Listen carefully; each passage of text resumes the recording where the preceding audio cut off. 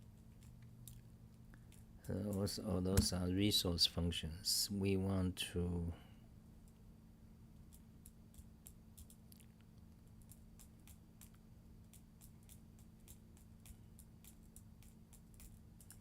so right now the problem is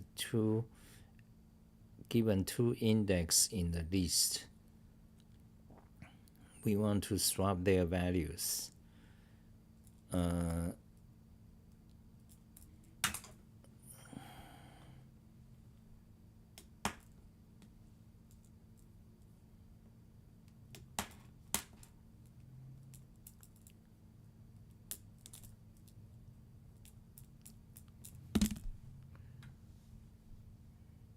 Well, we can manually do it by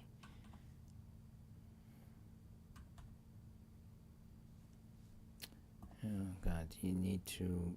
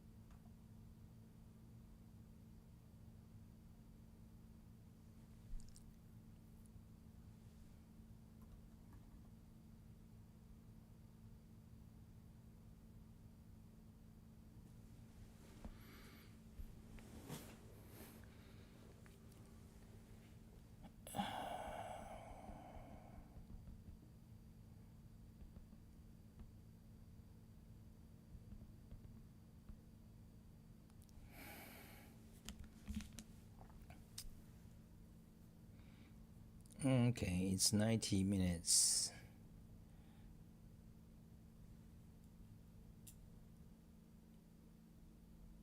Oh shit, maybe that statement makes sense. This problem is indeed too ridiculous.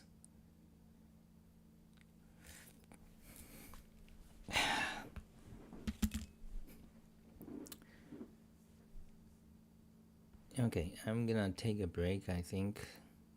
So I suppose nobody's watching. Oh, 6 concurrent viewers. Are you kidding? Nobody's saying anything. This tedious code, if we can just finish this.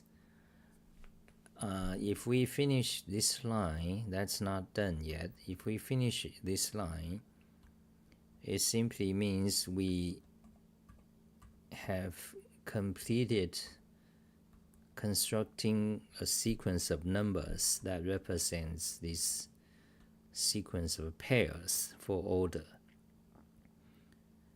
And that's like 80% of the problem. Then you just need to determine if each line is ordered. Okay, so right now we just need to swap two values, but I'm kind of fucking tired.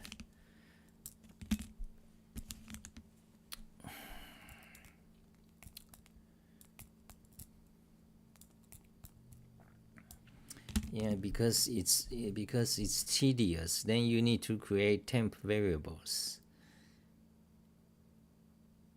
Oh, you don't. Yeah, you don't. Let me see. Okay, so all you have to do is something like this. Okay, equals to A and BB. So BB and AA.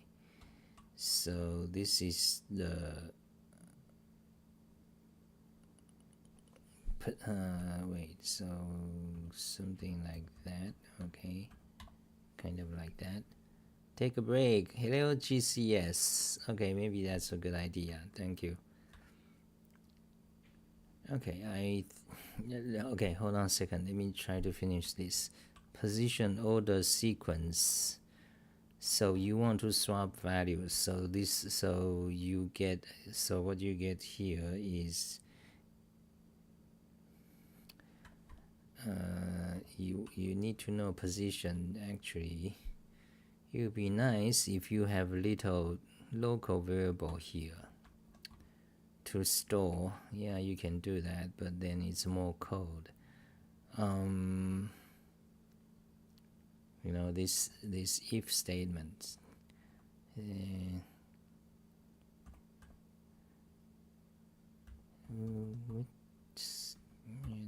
Let's add local variables then.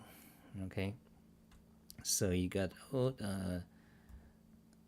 AA position, BB position. Okay, so that's position of AA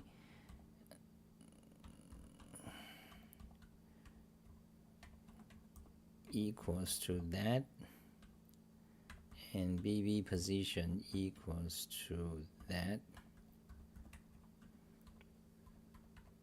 So you got two cute local variables. Then this part is just AA position. Okay, you take the first part of the position that gives you the index. Why? What's the difference between position and index? Because in normal languages such as Python, JavaScript, C, C++, crap, their list is usually flat.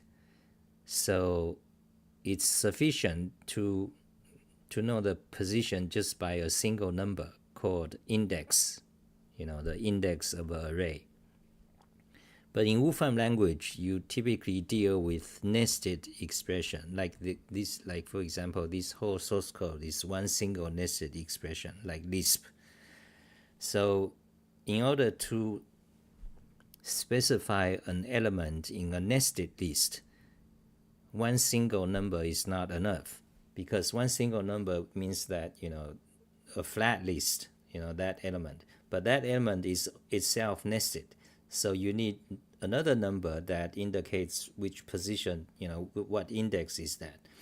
Then another one if it's nested again, so until there's no nesting. So in general, to pinpoint any atom in a nested list, you need a sequence of indexes. That sequence of indexes is a list, and that is called position in Wolfram language. So so I can for example, let's have a nested list 3, 4, 7, and A. Let's say you can have arbitrary. So here's a list, and you want to know the position of 7. You run it. That means that gives you a nested list. So sometimes, because 7 may occur in multiple places, that's why first of all you got the nested list. Okay, then this is the position 2 to 1. That means it's a second element, the second element, then the second element of that, which is this, then the first element of that, then that's that 7. You see, so if you do for example B, evaluate it, you get just 3. Even it's one single number, but it's still in a list, because that way it's consistent. Doesn't matter your list is how many level of list nesting or it's flat, it always return a list. So that's what position means. So that's why here the position, you need to get the first part. Why we want to get the first part? Because then we can kind of like do numerical comparison. Okay, here. So anyway, here this is B.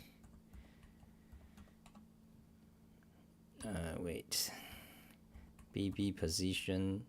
Okay, if AA is less than BB, then do nothing.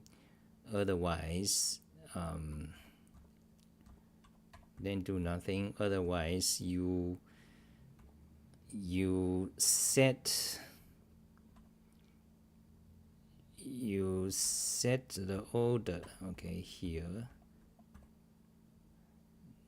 to so that the AA position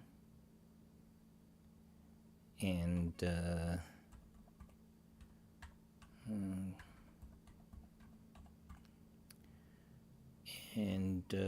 this here BB position is equals to BBAA. Reverse it. Yeah, it's nice. You don't have to create a middleman like C or Python or JavaScript. Like you have to create a temp middleman variables because otherwise. Okay, so anyway, so that's how you swap. There may be better ways, in Wolfram language, but anyway, this is good enough for us. So delete that, so we don't. So what are we? So let's get back here. If, yeah, so we don't need this. Yeah. So here is the if statement. Let's compress it. Okay, so this here is our little nested local variable position. So this is a case when A exists and B exists. Okay, and then comma. Okay, actually remove this thing. Okay, then okay, now we are back, good to go. Let's eval it. Let's see what happens. Put this here, eval. Let's compare. Now it's valid code. That's good. Now before we were checking 13 and 61. You see now 13 moved to the back. Fantastic. Looks like it's an improvement. Let's go to the top and compare. So 13 is the last. Looks like right. Okay, I think maybe that's correct. So we constructed this order sequence specification. Okay. So this one we don't need anymore. Yeah, that's incorrect. The code is not too bad, I guess, but it could be better. In Wolfram language, you almost can always do better. Let's paste it. So that's what it looks like.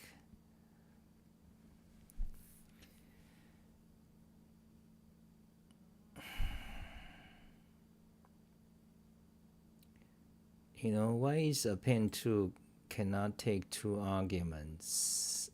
Wait, append and append both exist. Append is to the bottom, right? Yeah, so A, B, B, but you cannot take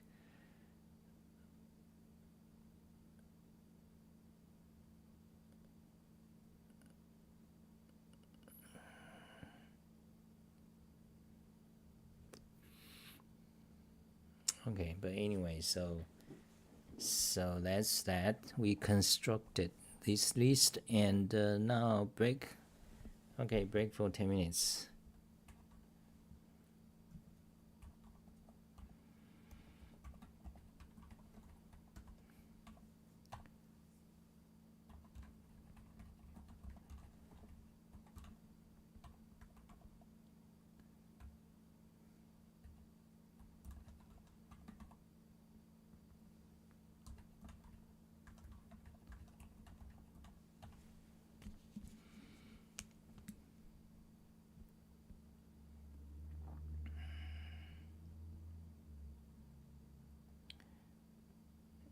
Okay, yeah, so stop recording.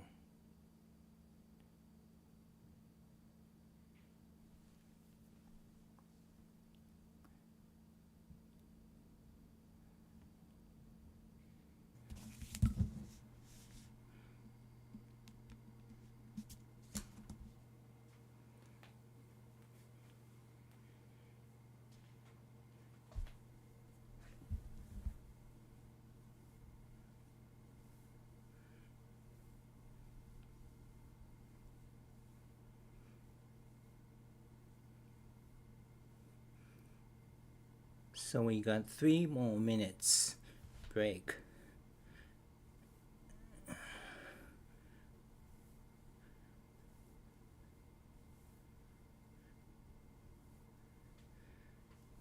Let's see if I can do a push-up.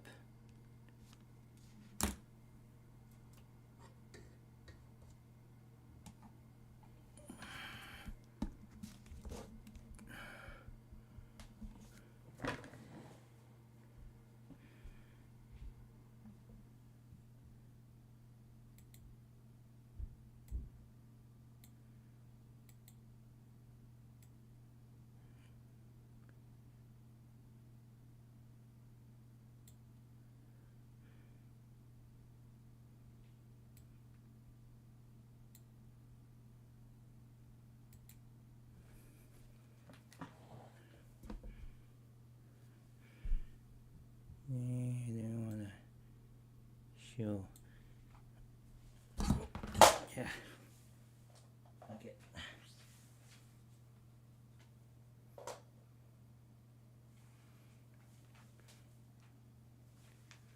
Okay, let's do some push-up.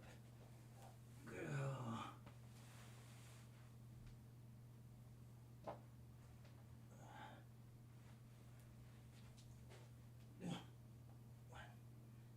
Two, three, 4, 5, 6, 7, 8, 9, 10. Wow.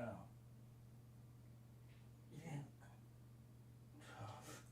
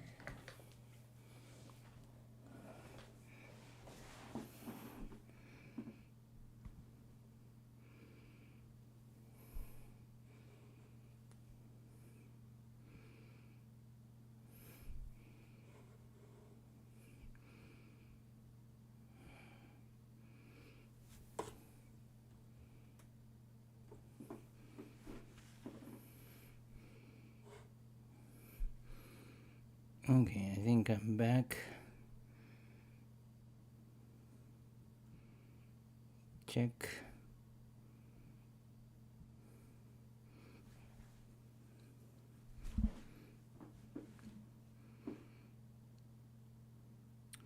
Okay, I'm back. Let's start to code again. So let's see. Audio check, video check. My Wolfram language, yeah. So okay. So here is we got these pairs. Then we got now. Okay, we got our ordered sequence. Suppose it's correct. Then we have to do actually ordered sequence is equals to, now this is not functional programming. Yeah, this is not, this part is not functional because you are constructing this ordered sequence each time you append to it. So ideally that's not good. Usually I don't like to do that. So you want to do this in a functional way. How can you do that? Yeah, you can do that by first of all going through all the pairs. If the pair just actually we can try it. Let me show you. Okay, so pairs equals to that, then just flatten the pairs and remove duplicate. Okay, let's see, delete duplicates. Okay, so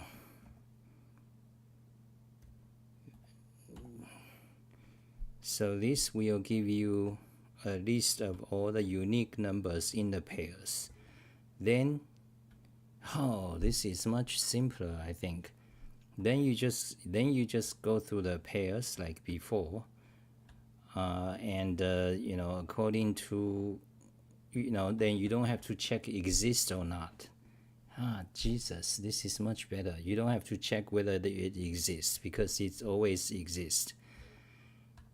If it doesn't, that means you got a problem. The problem is not consistent. So you don't have to check exist. Then you see, let's try it. Okay. So here's actually taking a break, give you fresh insights. So here's the pairs.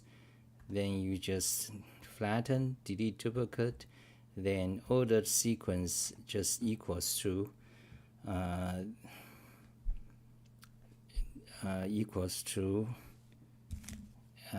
okay, so but you still have to swap. Swap is not technically functional programming. Yeah.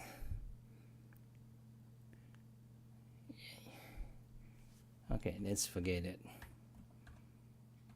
Because you improved a little bit, but it's not still. So, yeah, let's forget. Let's not do extra stuff. Okay, for now, let's just get it to work. Okay, so forget about the pairs. Okay. So anyway, you got the order sequence. Then you just map to this list of numbers. Okay, this list of numbers. Dictionary, do you still need it? Okay, so here is the numbers you want, and each one is a list. Okay.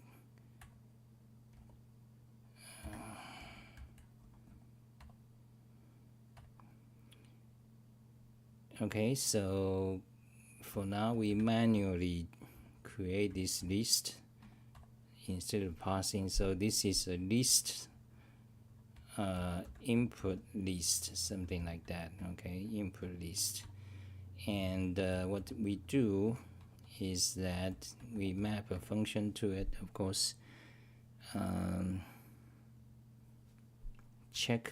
So we map it to X input list. Okay. Check if it is ordered.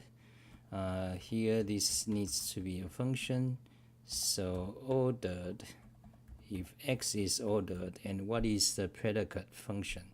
So you need another function that takes two things, AA and BB, using our variable name convention, AABB. Then if God. Okay, so this function, if AA is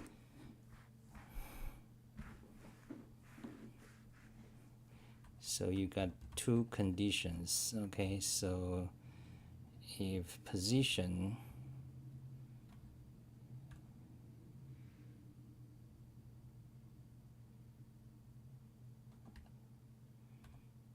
is there some simpler way than position? Let's see.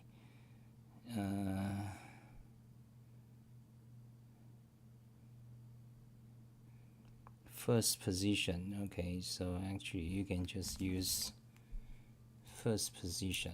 Yeah, sequence position. Okay, oh, then you got position index. You got several possibly more efficient things instead of position. So actually we can replace our position here with the more efficient way. So the first position is just return the first element. In our case, we presume it's unique, yes, because when you have the same element happen twice, then you know it's a problem. It's a logical error. So this can be replaced with first position. Okay, so first position is one thing. Then what is the sequence position? List, sublist. Give a list of the starting and ending positions at which sublist appears. Okay, sequence position. You want to find the position of the sequence. That's not what we want. Position index given an association between unique element in list and the position at which they occur. Oh, okay, actually this is what we want.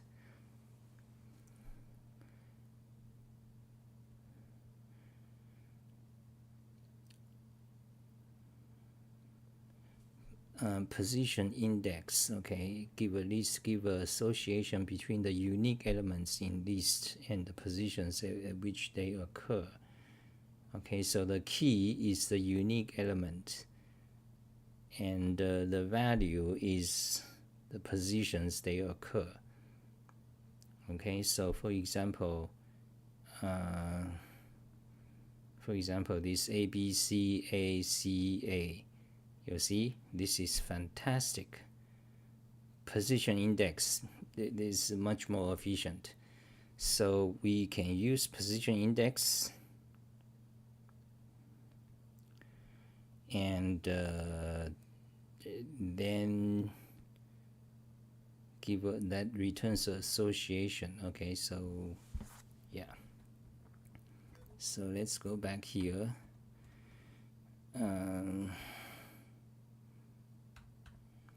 Oh God.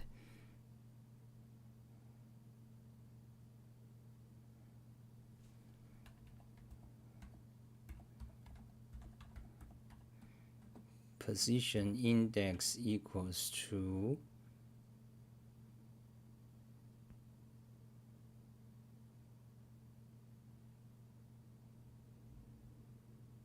ordered sequence. Okay,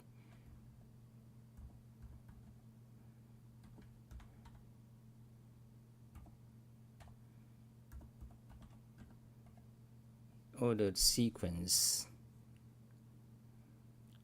Right, ordered sequence is a list. Then this gives you a dictionary of the position index. So now whenever you need to find if two numbers are in the right order, you just say position. Now how do you get the value of the key? I believe just like that, key. Okay, so actually okay, so which Wolfram language tutorial? You need to go to association list, which is a dictionary in Python. Okay, and once you have association list, how do you get the value of a given key? Okay, so get value add key. So get add, so association bracket key, or you can use lookup then key. Okay, let's use lookup because I prefer functional syntax. So lookup x position index, which is the dictionary, and the key. So if you want to know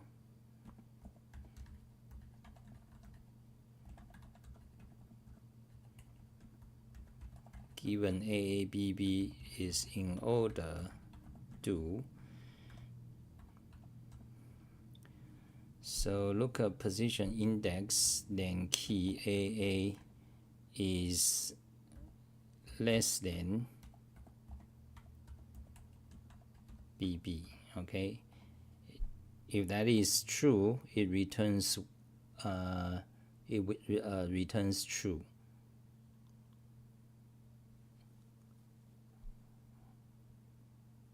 Equal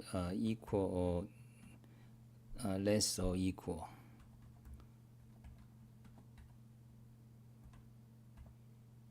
What is less or equal? I forgot what is less or equal. I believe that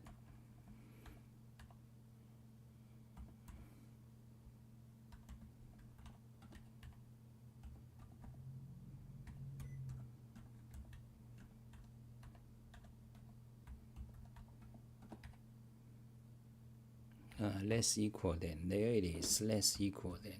Okay, so you can actually just do that. Functional approach. Okay,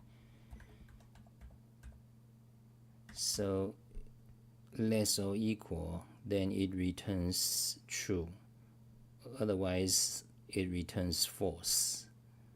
Okay, so yeah, so that is what you want. Then okay, then you don't need that. Then so this is what you want, and you want to put it here. If that, okay, then yes and no. Okay, then if that, and yes, otherwise no. So you don't even need the if statement, because this expression already returns true or false. Okay.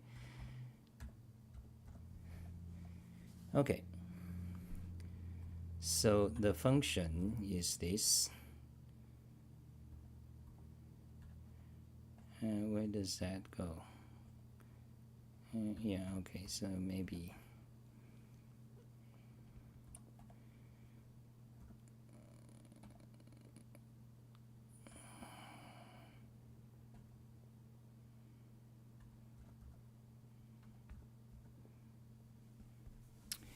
so what does this do? So you go through that, and it should return a list of true and false. Okay, so let's try it.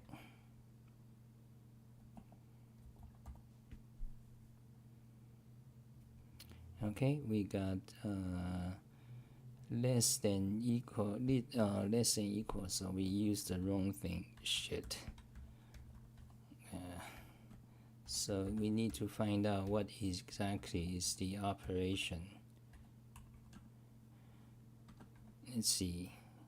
What is the functional form for the operation? It doesn't say, because the Wolfram script does not less. Okay, less. Okay, so what if it's less than equal? Shift enter. Less equal. Okay, that's what you want. Less equal.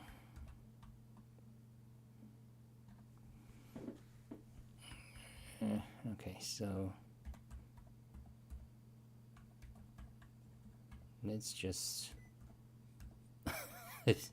be simpler. Okay.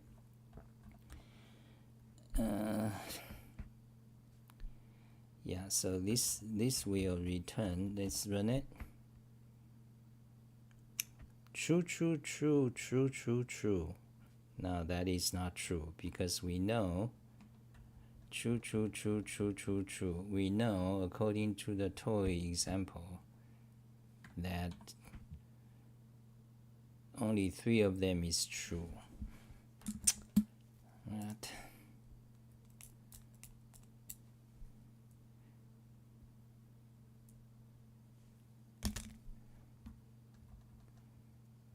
Oh, okay, so the ordered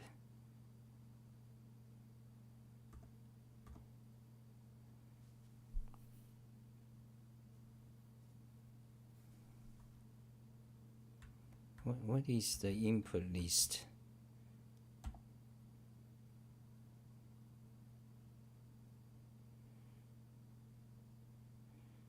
input list is that, then okay, so let's try that. True, true, true, true, true, true. That's not true. True, true, true, true, true, true. No. Why is that? We can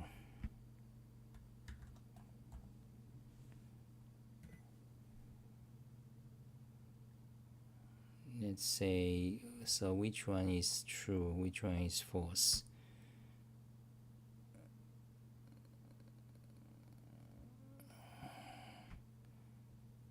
The correctly ordered is 75, then 97, 61, the second one, then the third one. The last three is false. 1, 2, 3, 4, 5. 1, 2, 3, 4, 5, 6, 7. So there are 7 of them. 1, 2, 3, 4, 5, 6. 1, 2, 3, 4, 5, 6. Why do I get 7 of them? Copy.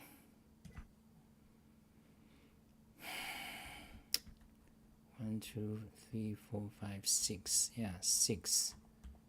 1, 2, 3, 4, 5, 6. 6. Yeah, so why 1, 2, 3, 4, 5, 6. 1, 2, 3, 6. How did I get 7? I don't know. So 6 lines, 1, 2, 3, 4, 5, 6, and so only 3 of them is correct order: 75, 97, and 75, 29, 13. The last 3 is wrong. Okay, the last 3 is wrong. So you should get true, true, true, false, false, false. Okay, and so this ordered function, when you apply to this, should get false. Okay, so ordered that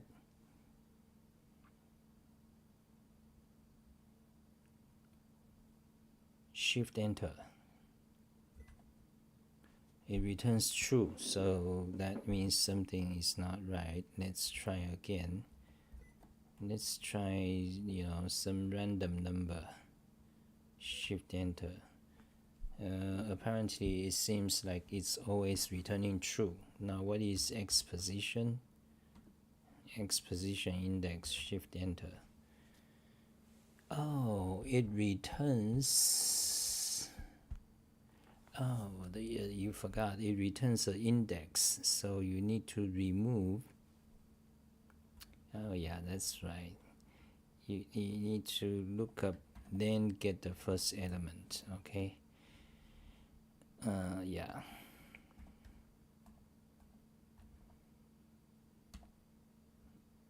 Okay, let's try to run it again.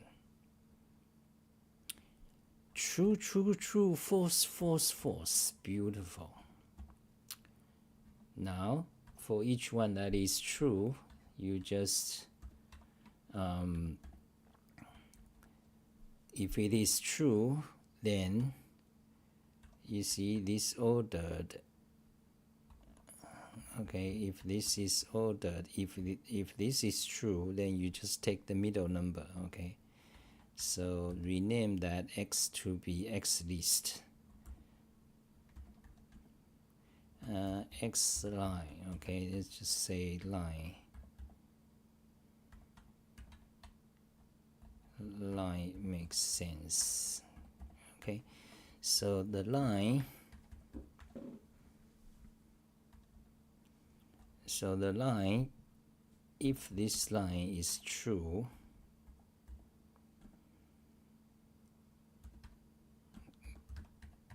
if this line is true, then you take the middle. God.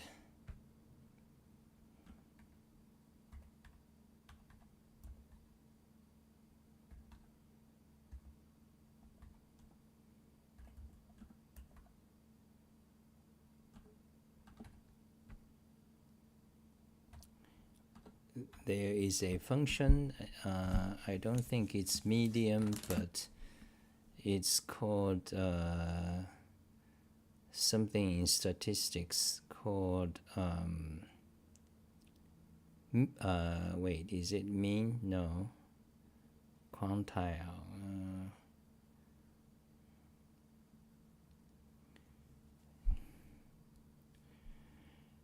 Okay, not mean. You want the middle thing.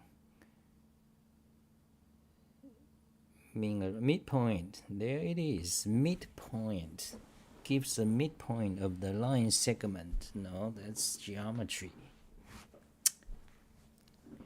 What is the in statistics? What is the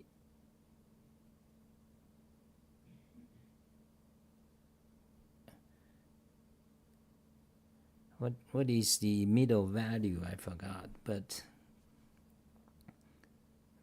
however, it's easy to compute it. Okay, so you want the middle number, so length at x line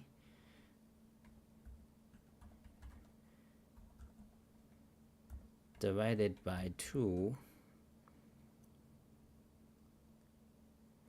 then let's say A, B, C. Okay, so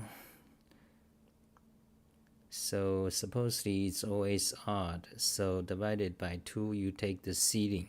Okay,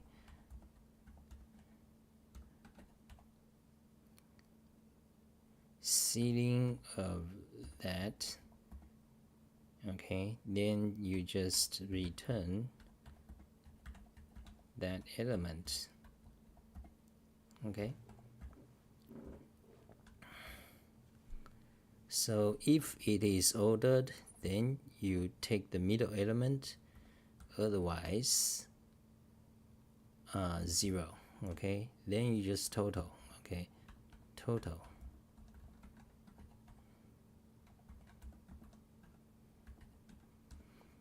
Okay, I think that's it. Let's just run it.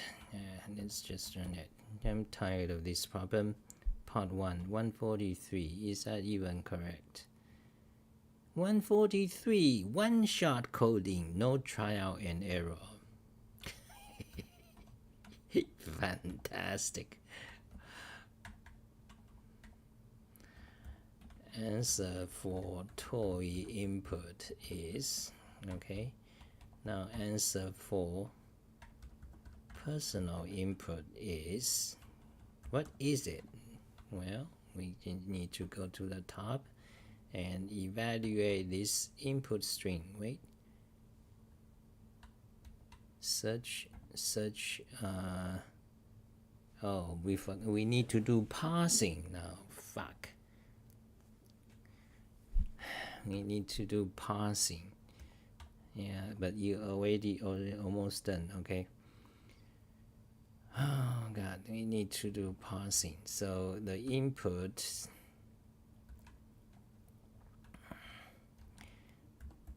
pair part, okay, something like that, equals to then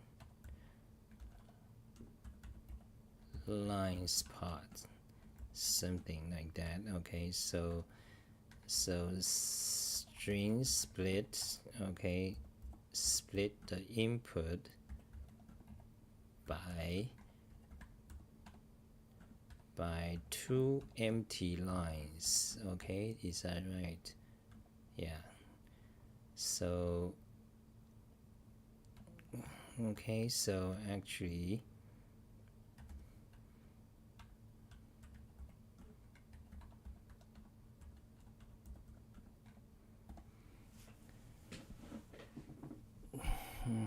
okay, so we got that. Then you got pair. Oh god, this is tedious. Fuck, these pairs should be in what form?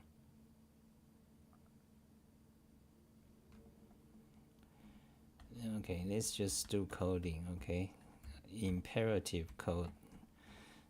String part equals to,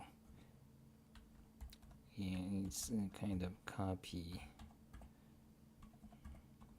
This time split string by that, then do a split string again by that, and here is x pair. Okay, so you split by line, then you got a bunch of lines, then you split by the vertical bar.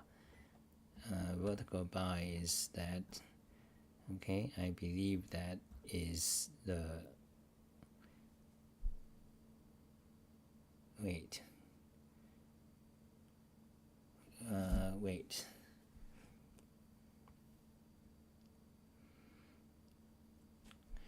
split string by a vertical by a line, then you need to map. Jesus.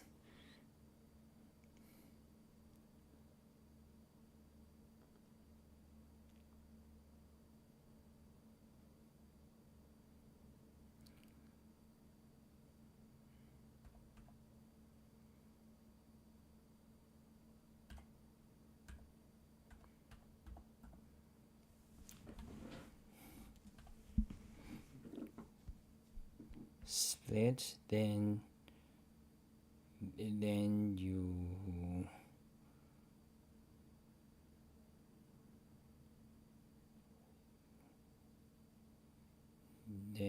split,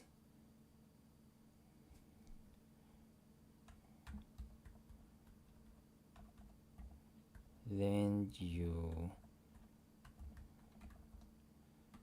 flatten it, then you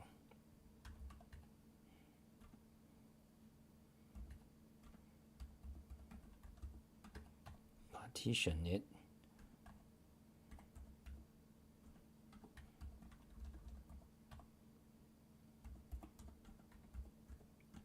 okay.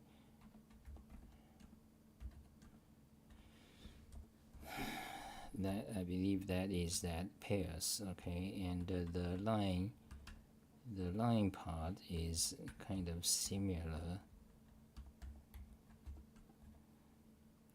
Line part, you split by line return. Okay, actually it's not similar. You split by line return, then you got a bunch of list, then you just need to map.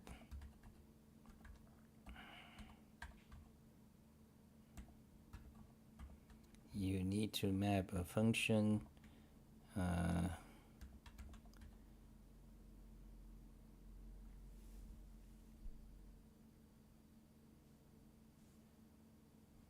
yeah, split x, you split by comma, okay, then you got list of lines, you map this each string. I think that's it. So remove that, remove. Okay, actually let's test it out this quickly. Okay, new save xx dot Wolfram language. Okay, so you got fresh input, and read it from my input. Okay, and actually don't read it, use a toy input. Okay, you split string by that, then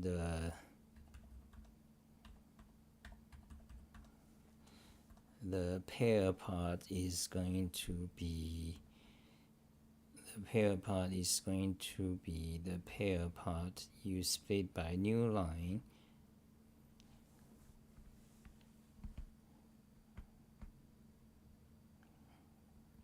Okay, so that's not okay. So you split by new line, or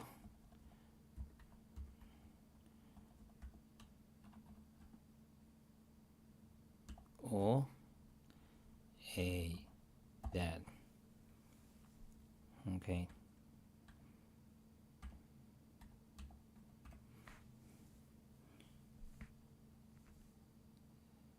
Then you just partition. Okay. You don't need flatten. Okay. You just partition. Okay. So, and the line part equals to, actually the line part is going to be, you split, then you map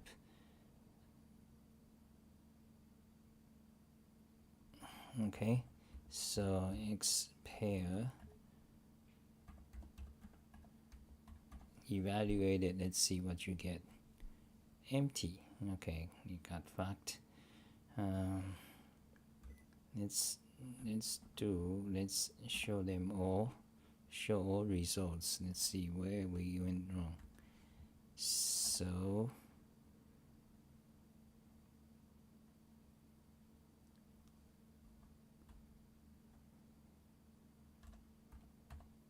what?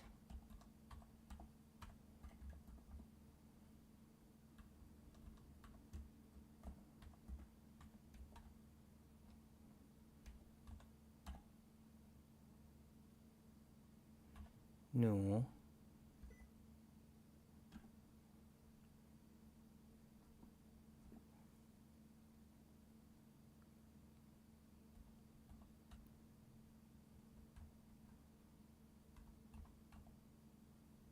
Okay, so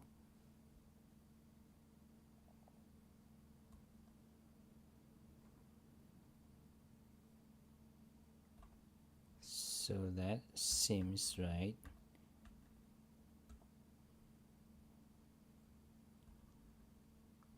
Let's put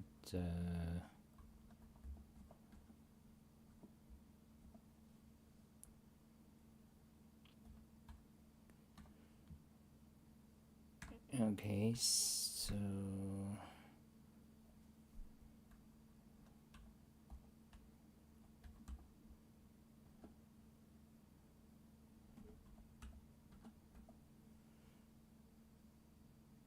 empty. Okay, so something went wrong there. So you want, I believe this is alternative there. So try it again.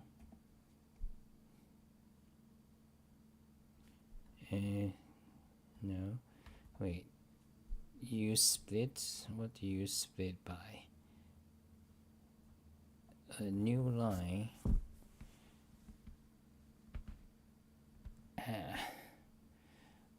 A new line or a vertical sign. So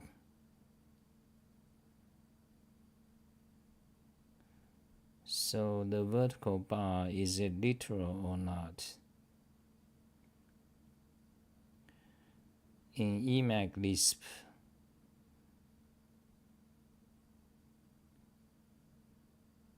it is literal. So the problem is with this. Okay, so you don't know which is it.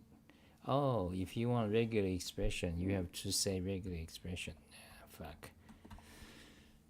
Let's see. Oh, I can just use a list of items.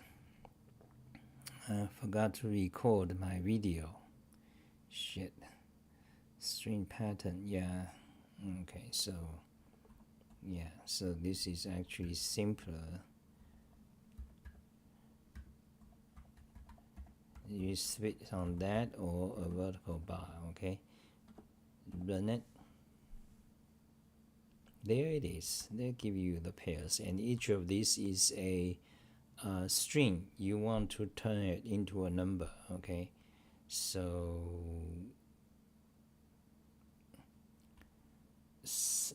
that means you can just say two expression here. Yeah.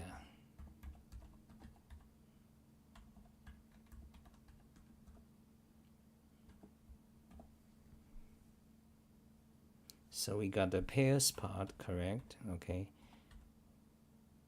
Cut. and always good to put it there. So the pairs part, now let's work on the line part. The line part, what do we get?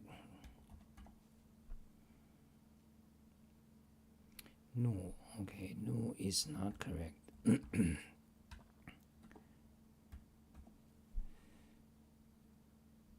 Wait, actually it's correct. Okay, so again, you need to toString to expression. Okay, so remove that eval. That seems right. Okay, so this is the line part. Okay, so good, we got the pairs part and line part copy back to our code, and we can like put it here, replace that. Okay, let's make sure.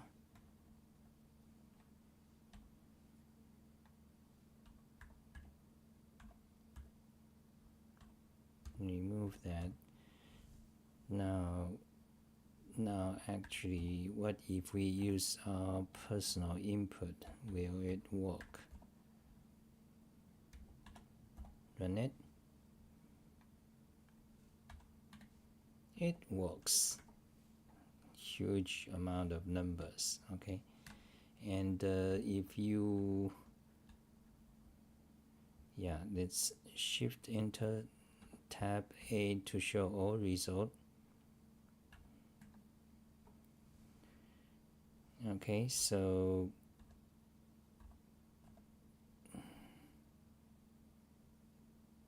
right, so this is just oh yeah, this is just the line part. So actually show the pair part. Fantastic. Okay, so we got this correct. Now copy back to our code, paste it there, input, delete, delete, delete, delete, delete, delete. Okay, we got the line part, we got the pairs, and the dictionary we can just remove. The dictionary we can, yeah, I don't think it's used anywhere.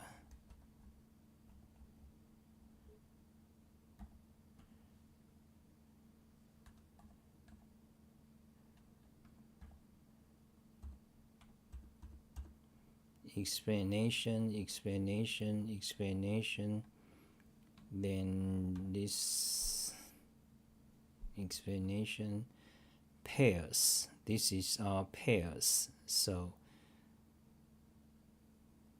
delete it, go to the top, search for pairs.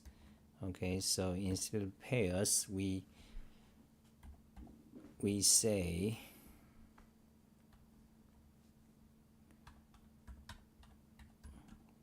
pair parts is actually pairs.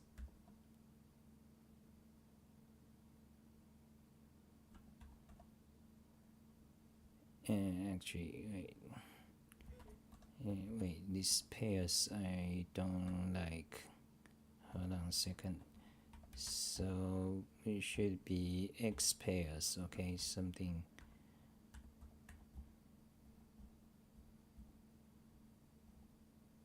Okay, so pairs rename X pairs. There. Ignore, ignore, ignore, ignore, ignore, ignore. Rename. Rename. Okay. Now go to the top. Search for pairs. Now pair parts rename to X pairs. Do it. Do it. Do it. Okay. So you can delete that. in lines part also we have our name here, which is input list. Okay, so that should be named X lines. Okay, so let's see X lines. Is it already used? No. Okay, so input list should be renamed X lines. Okay, do it. Yes, careful.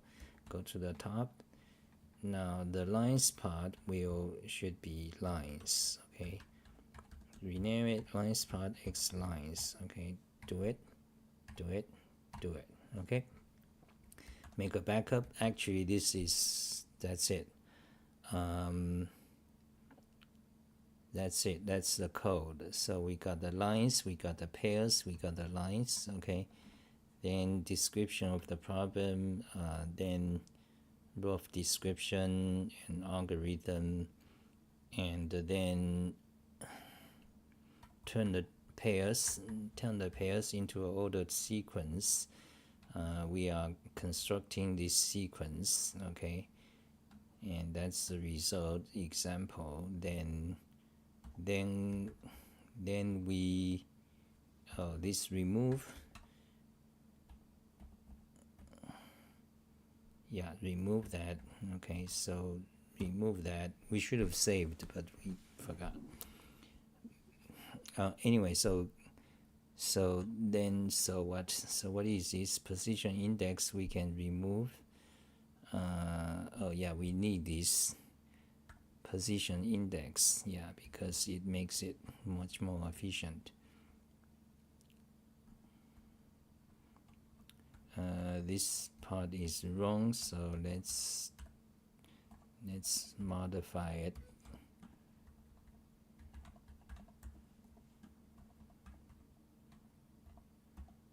Yeah, that is correct.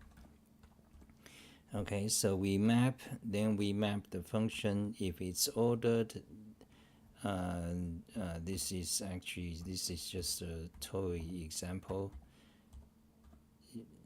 Then so I think that's it. So cut that, put it here, go to the top, make sure we are reading our personal input, go to the bottom, run it. 0. What the fuck? Oh god, no. It's like I don't know what debugging.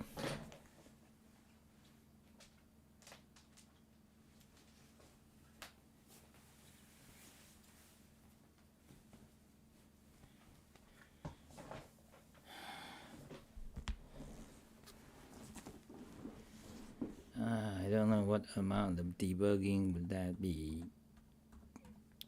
We can be persistent. We can just, let's print, what is this? This is our position index. Does it look beautiful? Let's copy it. Let's see. So change comma to new line. Okay, not many items. You see, this is what is this? This is our position index. There's actually not many numbers there. 49. Incredible. There's only 49 items in the universe, even though they use numbers like 89, but there's only actually 49 entries. Okay, but this is the index. Now let's check if they are like, oh, this is their order. Can you see that? You see? Yeah, this sequence is actually their order: 37, 76, 29. Yeah, so actually this is interesting problem, but because you can see, in order to generate the input, it takes some coding. Actually the advent of code, it takes a lot of coding to create. Yeah, it's okay, it's pretty good. So but we got a problem. what our problem is that, so we got this 49, this is a position index. What is the input and pairs and lines? Okay, let's print them.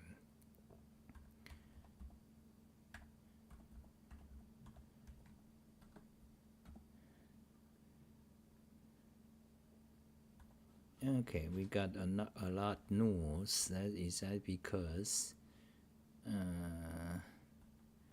wait, let's before the continue total. Go to the top. So you got a null here.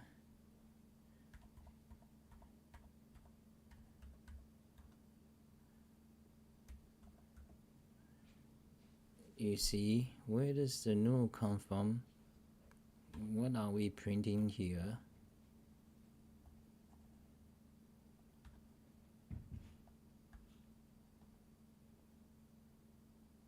We got a lot of nulls. Okay, null is no good. Oh, this map actually. When we construct, you see, when we construct this map thread, it returns the, so you don't want it to return. So put that and order sequence. Okay, comment that out. Now save it. Okay, make a backup. Put in the back to the HTML showing browser. Here is our code so far. Not many code actually. So now make a backup. Let's refresh, redo this, so we get rid of the old color, and now we can like freshly color the things we need to see. So you got pairs, and lines. So lines, okay, then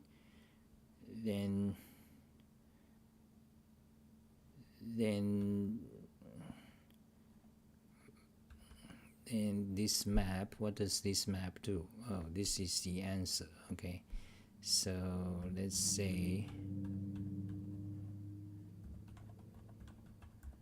x answer equals to, okay, so you got, so let's print pairs, print lines, print position index, print answers. Okay, evaluate it. Okay, expand. Let's go to the top. So that's pairs. Copy it, new buffer, go to the top.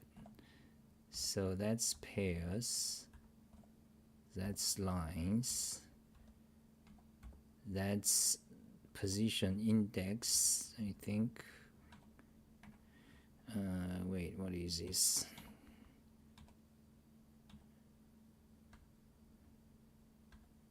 Wait, we are printing pairs, lines, position index.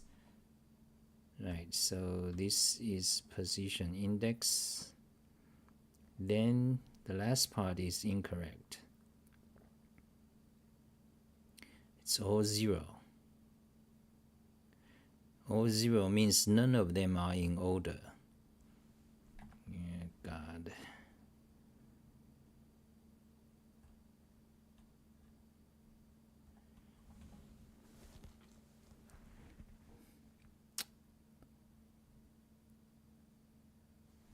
This, then it means this line is incorrect. Now if we try the, the toy input, let's see. Let's use the toy input. Run it. The toy input is correct. Okay, so there's some trick. There's more trick involved. Am I still recording? Check. Good status. So how many people watching? 4. Still some people. So the toy input worked. Okay, 61, 59, 29. That is what?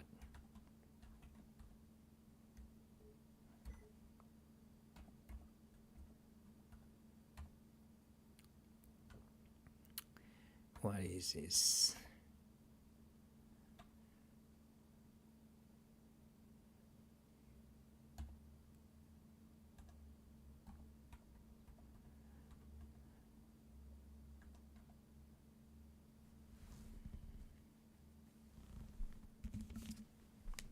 Yeah, I was doing something, so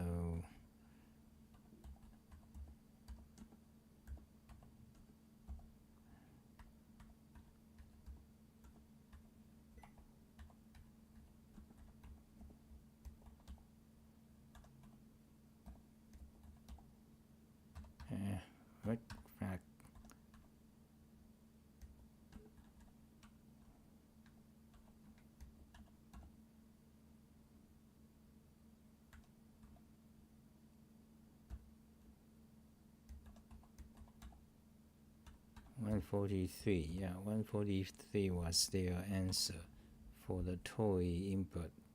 143. Okay, so close that. Yes, okay, but when you use your personal input, you got a problem. Now, of course, the question is why. When you use personal input, you got a problem. So that seems to indicate a logical error. Yeah, because it's tricky. Let's remove that equal sign. Okay, maybe lucky. Maybe we got lucky. They'll pass. Okay. Let's go here. Do that. Run it. Okay, it's still all 0. That means they are not ordered.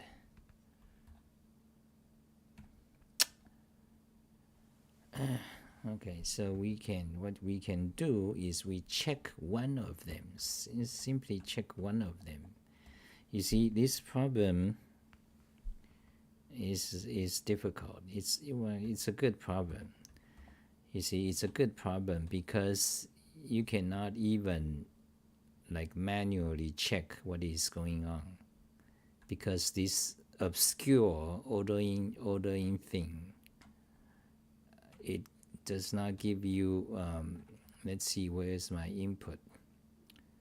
You see, delete that. Let's see, where's my input. You see, if you open the input, let's see, if you open the input, you cannot easily check, which line is ordered. You cannot do that manually. So it's hard to debug. In order to debug, you really have to rely on your code logic. Because how do I know is this line ordered or not? I mean, what is the correct answer? If I know, then I can, use this line and check, right? So, but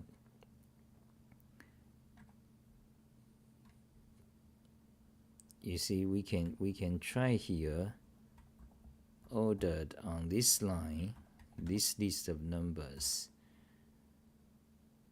to see if it's ordered or not.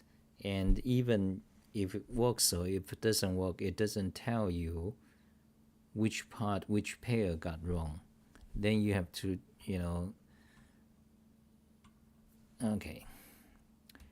I suppose this is a good problem. Day 5, I suppose, I'm guessing a lot of people stumble on it. But, the world is, the world is typically filled with amazing people. There's just amazing people. They solve this in a few minutes. And you would go, what? So wait, let's go back to code. What is this? This is the input. What is this? This is the parsing part. Okay, this is the parsing part. Do we need it? No.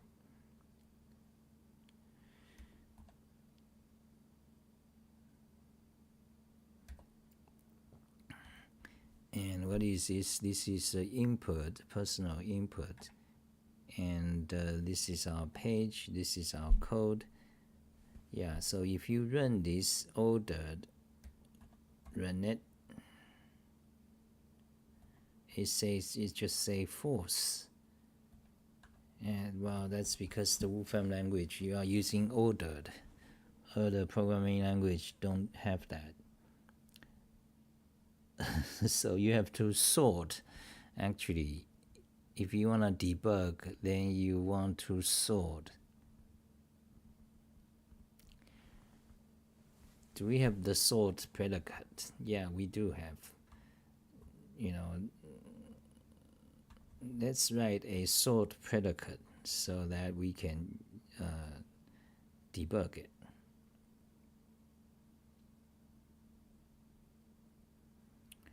Okay, so you can just say that you know that sort predicate. Okay, that's a function, and the function is pretty much just this. Okay, the function takes two things, a b b by our convention, and it just look up that. Yes, I think that's that.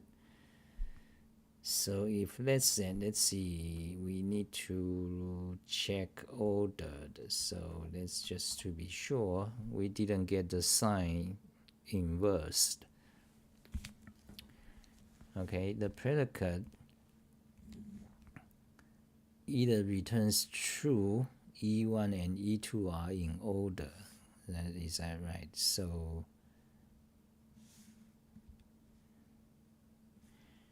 or false, they are out of order. Okay, so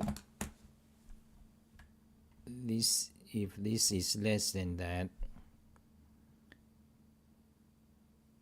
or equal, that means they are in order. Okay, so look up position XAA, take the first part, is less than, take the first part,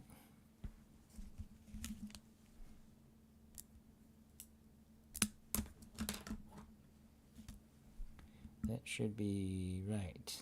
Okay, cut that. So this is our predicate. Okay, the function takes two arguments.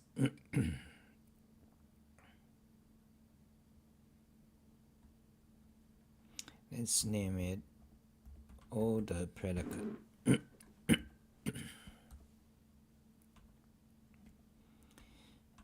Okay, and then we can just replace this by order predicate, so we don't have to have this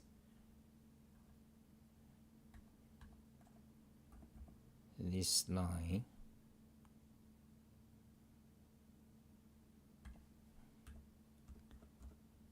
Simplify, if that is true.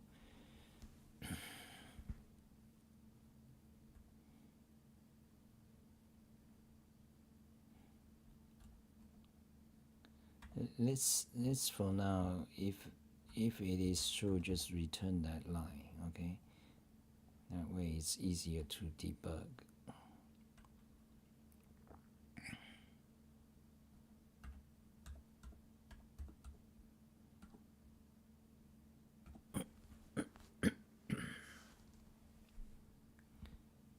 Okay, it still returns all 0. So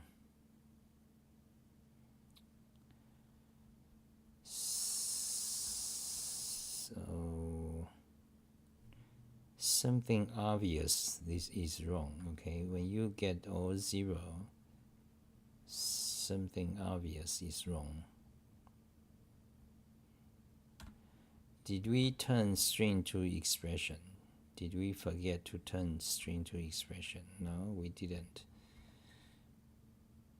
We were correct. So this little minor problem,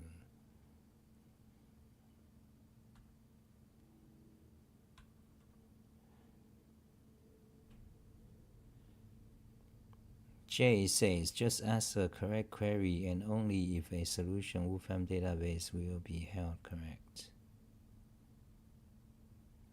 Just ask a correct query and only if a solution is found in Wolfram database will it be held correct. God.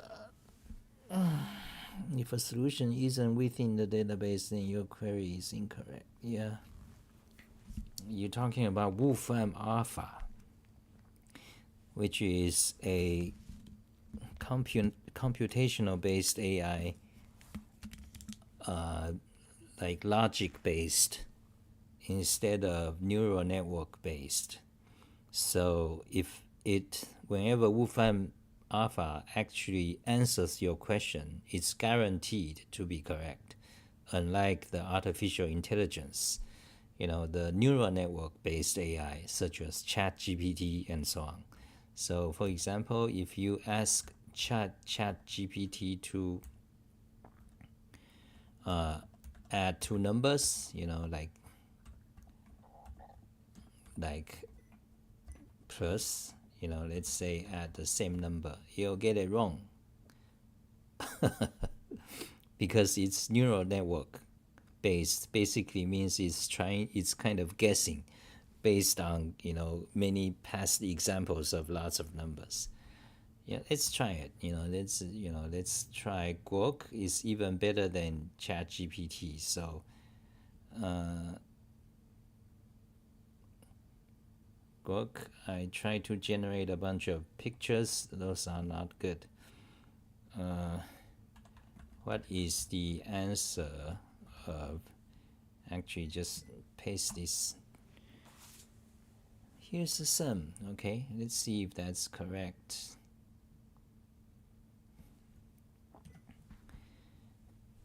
Let's go to Wolfram. Let's paste, and delete that number. Shift Enter. Oh, now it's becoming smart. It did it. Can you do a multiply? Let's see.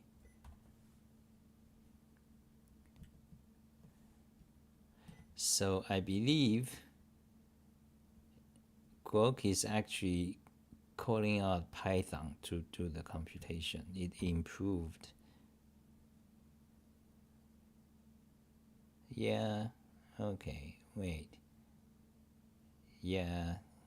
Oh God, Grok is becoming smarter. It actually calls Python.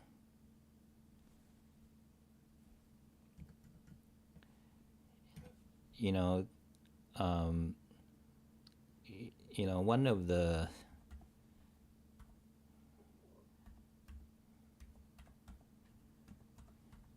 for example, let's see if this is correct.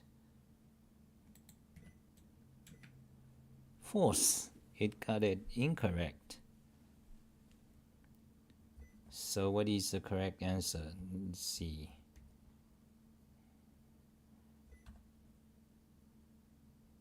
$796, last 3 digits. So Grok got it wrong, even though it tried to use Python for verification. Yeah, but let's see.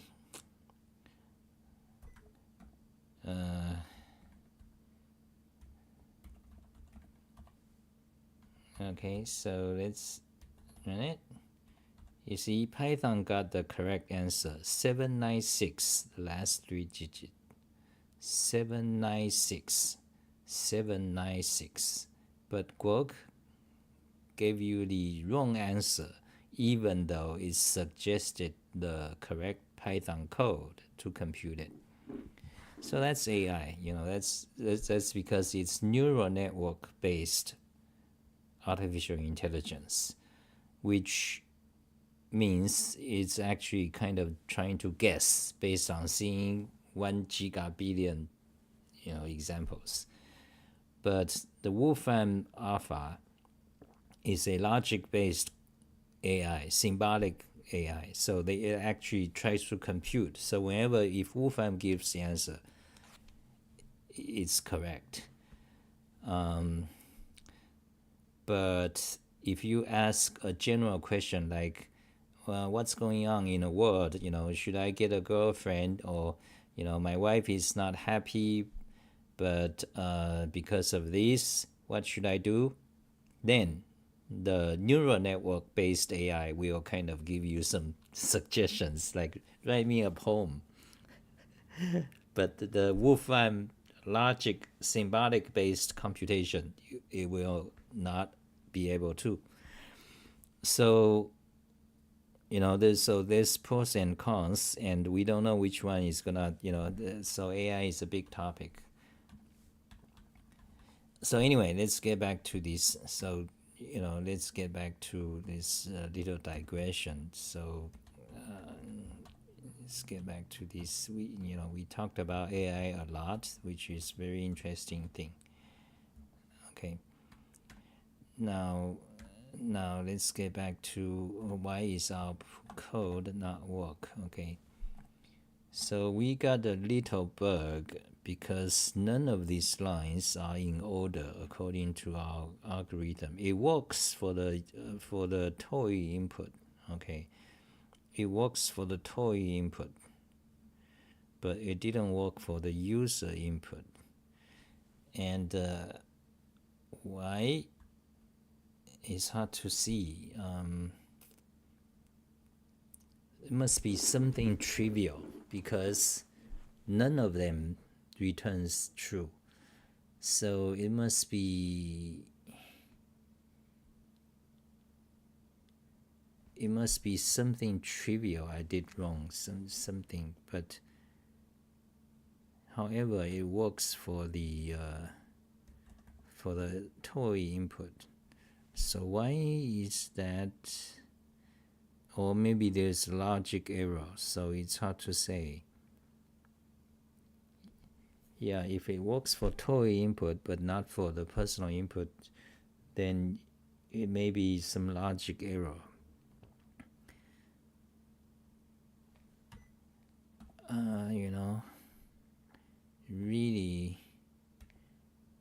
Really annoying problem. So here is the pair of orders, ordered pair, and here is the list of lines. Okay, so far so good. Yeah, seems right. Let's see, copy, new buffer. So let's make it into a line. Yeah, actually, you need to replace, this is painful, replace that comma by a new line. Okay.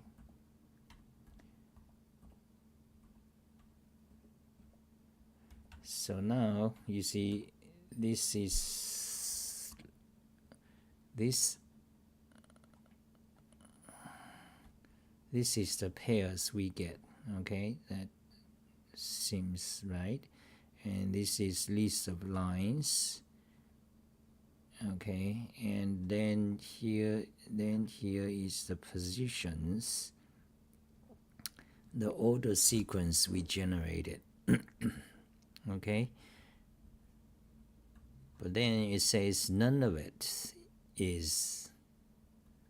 Now, okay, let's debug. Now let's find a short line where we can actually somehow visually see if it's ordered or not. Okay, 41, 42, 99, 65, 12. Okay, maybe that.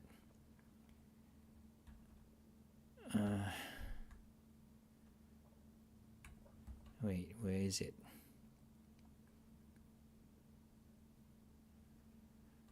Yeah, okay, so there is this line. Let's try to see if this line ordered 41, 42, 99,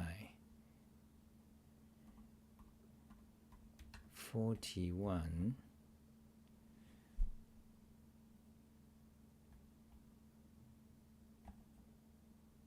where is 42? Wait, you see? 42 should be in it.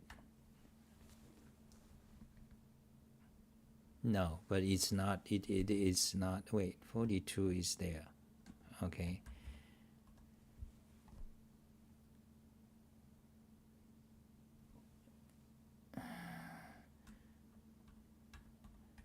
$41, $42, $99, $65, $12. Okay, now you got colored. 1, 2, 3, 4, 5 colors. 1, 2, 3, 4, 5. 99, 41, 65, 42, 12. 5 of them. Okay, they all got a key. So you got all the numbers in it. So 41 is here, but then you got a number that's 99. 99 should be in front. So this list is not ordered. Okay, so for example, let's search for 99. 99 comes before 42. Okay.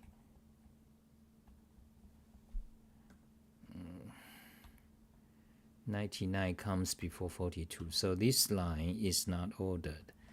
Okay, but we need, so, our program returns 0. But we need to find a line that's ordered according to this. Good evening, Mr. Ksar. I'm new here. Oh.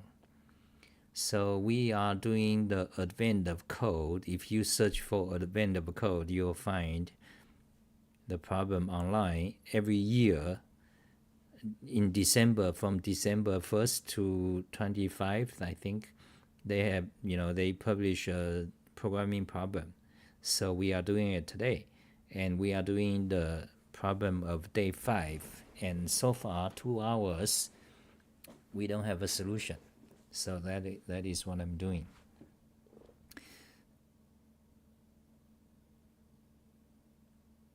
I know it just carries the Python rule. So as far as I know, Wolfram only carries one part of Python based on 3-part rules. I don't know what you're talking about.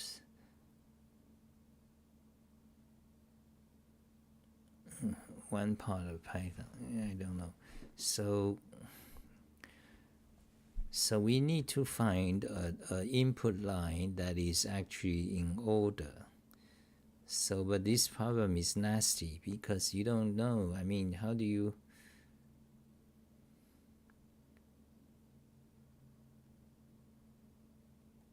Such a failure, but it's a difficult problem. So what is,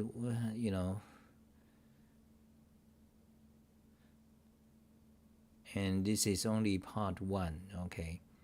So let's think about, so it worked for the toy input. So wait, what happens if you have a number in the lines that's not in the pairs? Right? If you have a number in the lines that is not in the pairs, what do? You ignore it.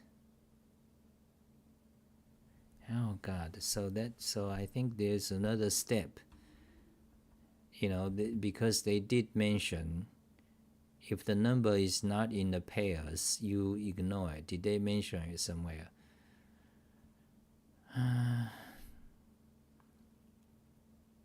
You see, this advent of code, they highlight the wrong parts. They try to highlight some phrase or words, but those are misleading. That's not, that's not what you want to know.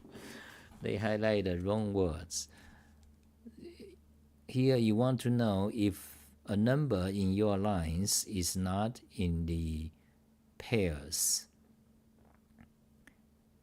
Then do you consider, how do you deal with that? So let's see, I remember they said somewhere.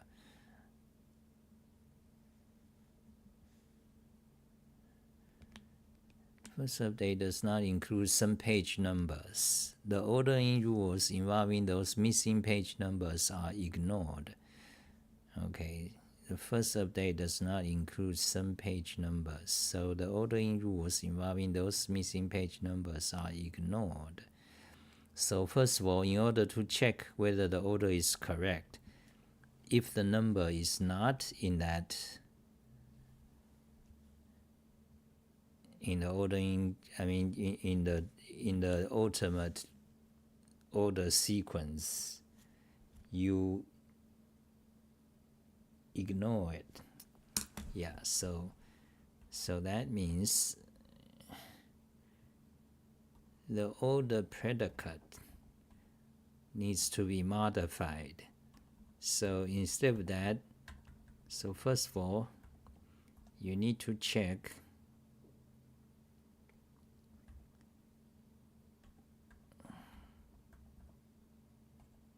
you need to check if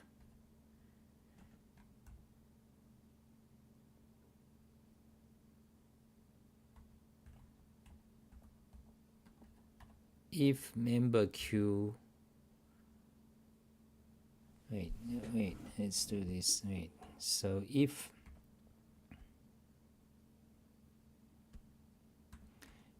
let's look up the lookup documentation.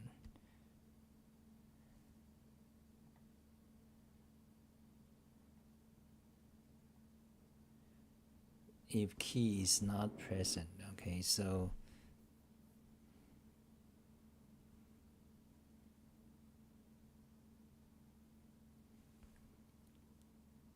lookup key default, okay, so yeah, okay, so if lookup position of A and false, if it's not there, return false, okay, or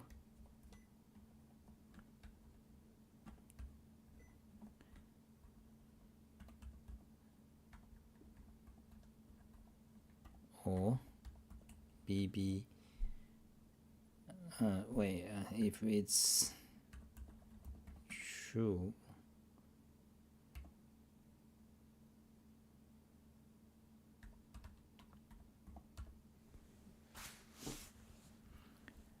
if one of them is true, that means one of them does not exist in the order sequence.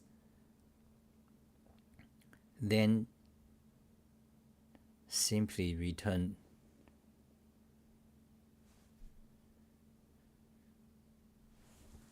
-1.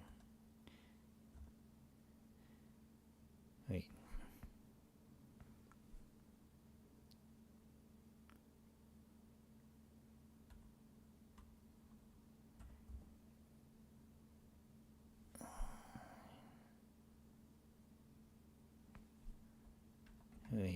Okay, so wait a minute. So if one of them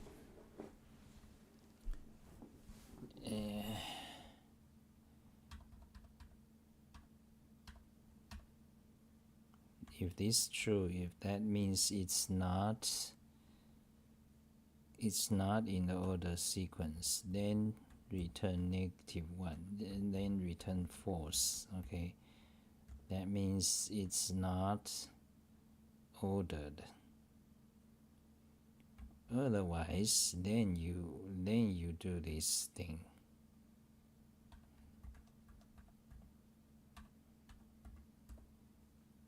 Okay, so if one of them is not, then you return false. Then you check if they are in order. If one of them is not in it, then you just return false. Okay, so now this is a modified predicate function. I think that's it. Minute. There it is. There it is. So now we don't get all zeros. Okay. So let's see. Yeah, we get now we do the total. Okay. Now we compute the middle line. Compute the middle number, then total it.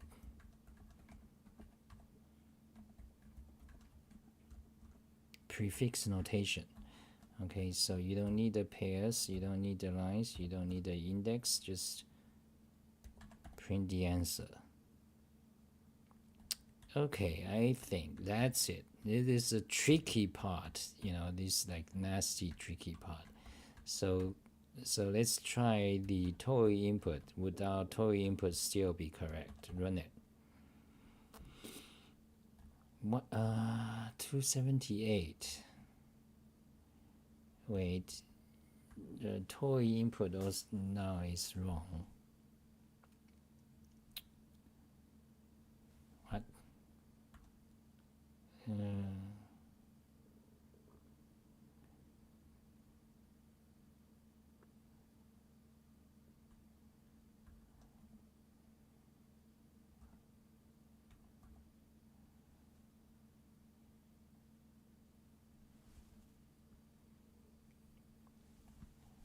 What?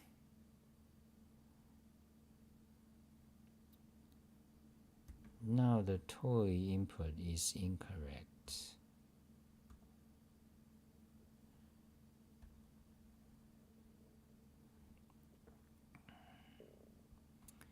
What the fuck? What? Oh god, this problem is so...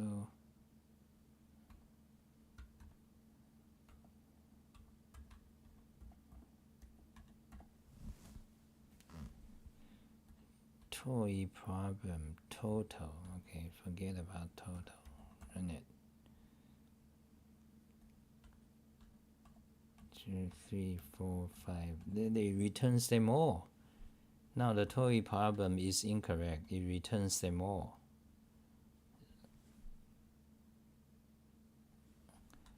And let's check all the predicate.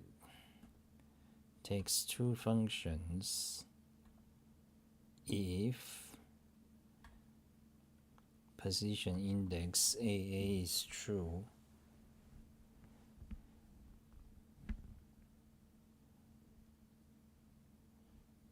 or position index BB is true. Returning true means it's not there.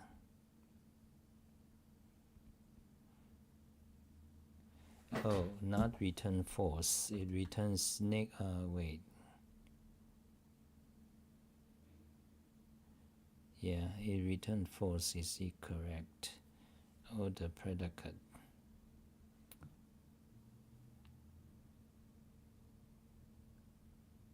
Oh, you did it. Not sure yet.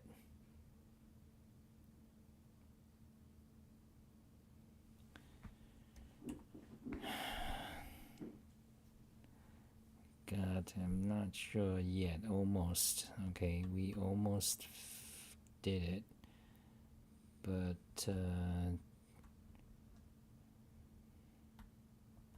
maybe greater than that. No. Yeah, God. Oh, God.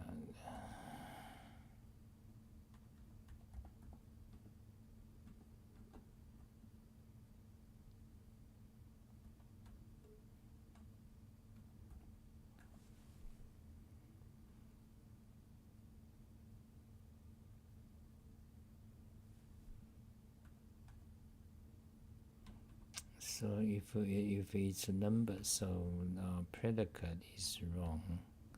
So let's just fix our predicate. Something wrong with the predicate.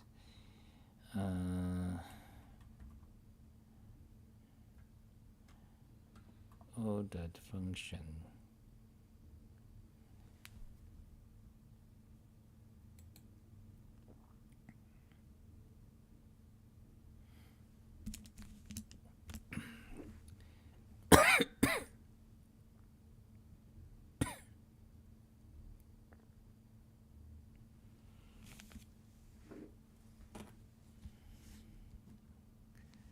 So can you check if a thing exists?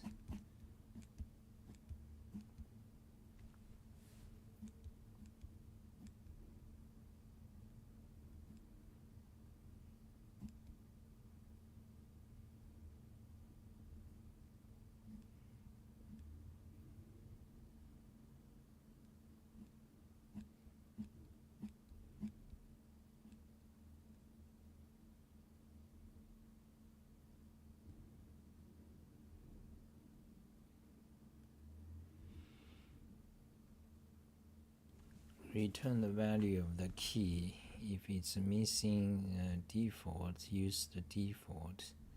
If key is missing, so get key's value by index. Okay, add key, delete key, check key exists. So you can use that key exists queue. Okay, so instead of that, we could use if key exists. Key exists.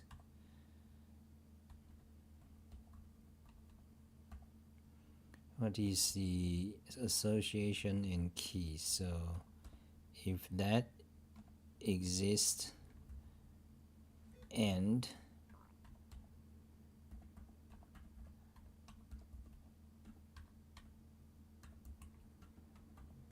if both of these key exist, then remove that. Okay. If both of the key exist,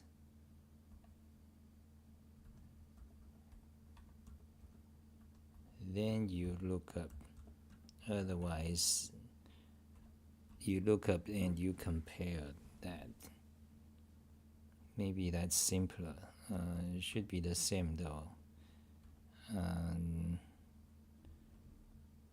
But at least the code is more clear with this dedicated function. Okay. Now, but if we run it, oh, now the correct. I got the logic wrong. It's like some trivial thing. So now let's try. Oh yeah, now you need the total. So let's say the total. Total at run it. Oh yeah, then you need to this got what? That's interesting. What's going on?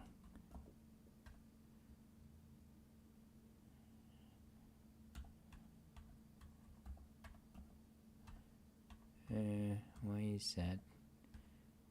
Why something wrong with my Emacs common package? Oh, okay.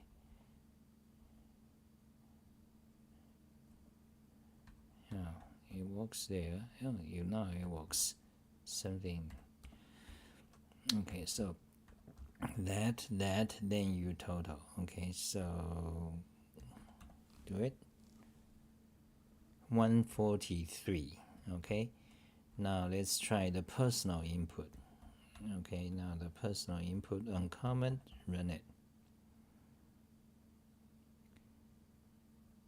Oh, now it's 0. God, Jesus.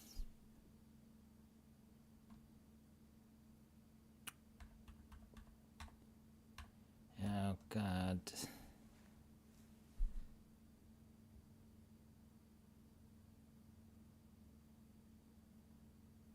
something here is incorrect.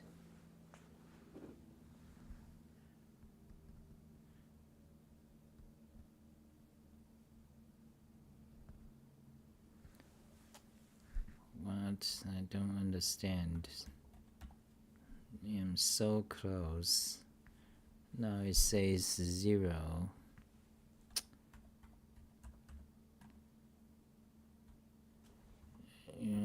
What's this?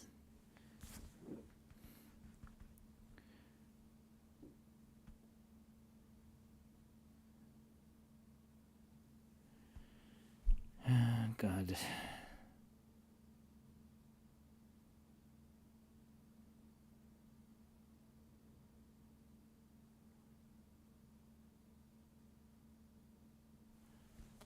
Oh, the predicate.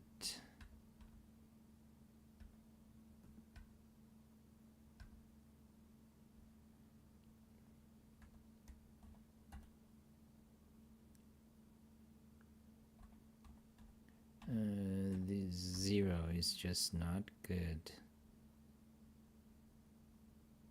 Means all are 0, so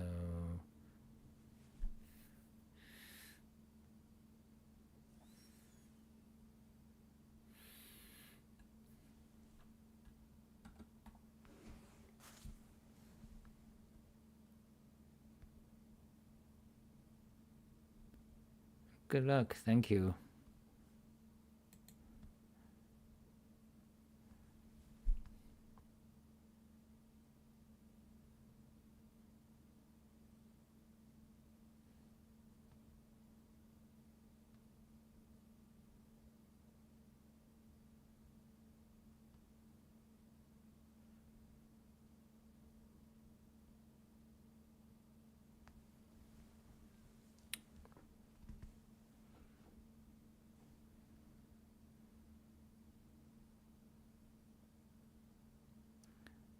So right now, the situation is that either the toy input is correct, but the personal input is incorrect, or the other way. So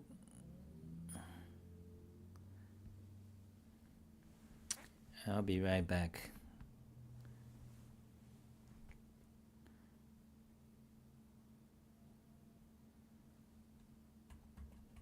Be back in 5 minutes, okay? Break.